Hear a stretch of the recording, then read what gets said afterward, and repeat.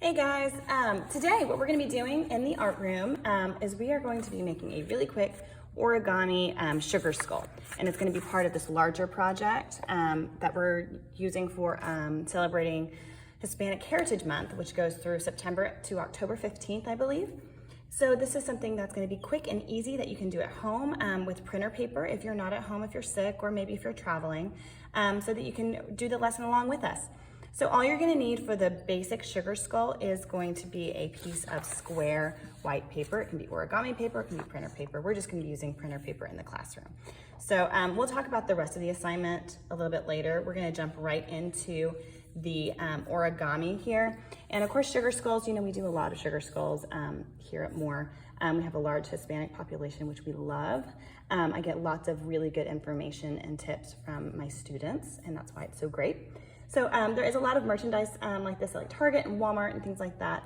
And we do a lot of, like I said, the art projects that we do. We do paper versions, we do clay versions, paper mache, all sorts of stuff. So this is a lesson that I really enjoy. So I'm gonna move this aside. We're gonna get our white piece of paper out. And what I want you to do is go ahead and turn this so it's like a rhombus. I know it might be a little hard to see. See if I can move that up a little bit. Okay, so what we're gonna do is we are going to make a fold going right down the middle.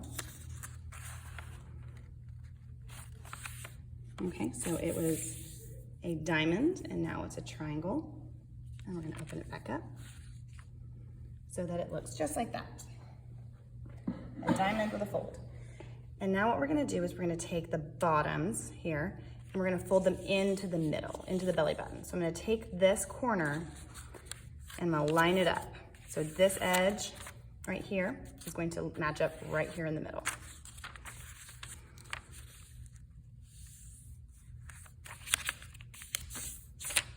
Okay, so we want nice clean fold, so push hard on the creases, and then you're gonna do the exact same thing on the other side so that it's symmetrical, meaning the same on both sides.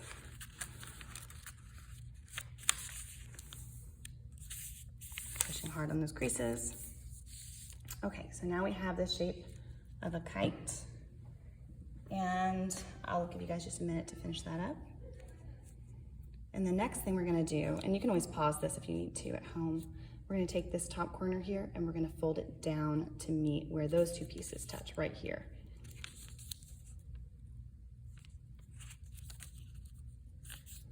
So it's a little bit like a diamond. Okay, now the next thing we're gonna do is we're gonna be creating the jaw. So we're going to take this bottom piece and bring it all the way up to the top. And try to center it as best as I can. I'm gonna bring symmetry. The human skull is symmetrical in most cases. Okay, so now we have the top of our head, and this is what it should look like from the other side with the other paper on the back. Now we're gonna have to fold this piece down to create the jaw. I'm gonna show you here. So right now it looks like this, and we need to bring this bottom jaw down. So I'm gonna flip it over a little bit so I can get a better idea of how much I want to see. So I'm just folding this back. So it looks a little bit like a beard right now. I'm gonna fold it. That's what it looks like on the back. That's what it looks like on the front. And then I'm gonna decide how long I want my jaw to be.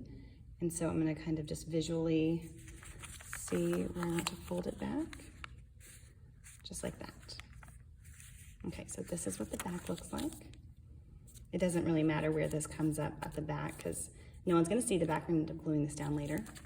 And the front is like this, so you should be able to kind of open the mouth like a puppet. So at this point, if you had trouble folding, I will replay the video, but for the rest of you guys who have it down and figured out what you want the jaw to look like, I'm gonna show you quickly where to put your eyes, nose, mouth, things like that. So right here is where your eyes, your nose, and the top row of teeth are going to go. So remember, you can do any shape you want for your eyes. These guides that I have for you, they're just suggestions. These are to help you kind of come up with your own ideas. So don't be afraid to do something that's a little bit different than your neighbor. The nose almost looks like an upside down heart. And then the top row of teeth, you can do whatever shape you want, but I'm just gonna do a curved line. And you're gonna use pencil first. I'm using dry erase marker just because it's a nice dark mark that you guys can see. So on the first row, I did curved lines, and then on the bottom row, I did an upside down curved line, just to kind of echo and repeat that same shape. Okay, you're welcome to open it up and draw something inside of your mouth if you want. You can draw candy inside of there, you can draw a tongue in there if you want, you could draw just colored in black. It's completely up to you. But there is the basic start of my sugar skull, and now all I need to do is put the extra designs on it. So spider webs, flowers, hearts, you can put a mustache, glasses, braces on it. It's completely up to you. I want them to look unique so that we can tell which one's yours. They should all be different and special. And after we do the sugar skull portion, we are gonna create a few other pieces to go with this project. But if you have extra time, you can fold an extra one to take home, because one of these will need to stay in the art room with me. So when you're done designing it, you'll need your name and section on the back. Okay guys, let's get started.